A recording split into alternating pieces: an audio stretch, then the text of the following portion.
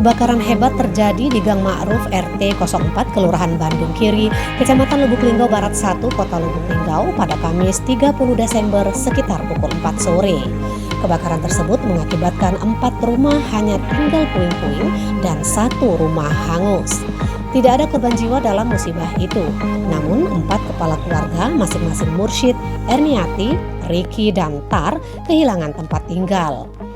Berdasarkan informasi yang diterima Palpos Channel, kebakaran tersebut berawal dari anak pasangan Mursyid dan Sri yang masih kecil bermain korek api dan mengenai baju.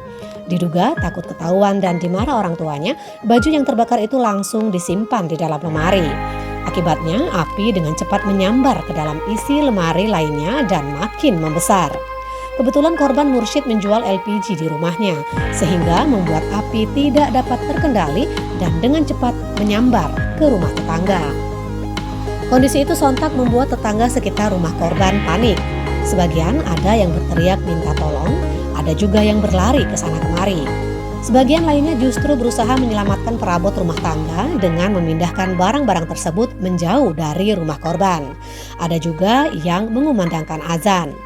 Ironisnya, kebakaran dan kepanikan warga tersebut justru menjadi tontonan sebagian warga sekitar dan warga yang kebetulan sedang berada di sekitar lokasi.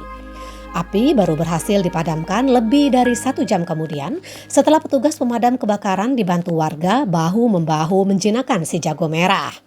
Kapolsek Lubuk Linggau Barat AKP Farizal Alamsyah melalui Kanit Reskrim Aibda Faisal membenarkan adanya kebakaran tersebut. Mariati melaporkan dari Kota Lubuk Linggau untuk Anda.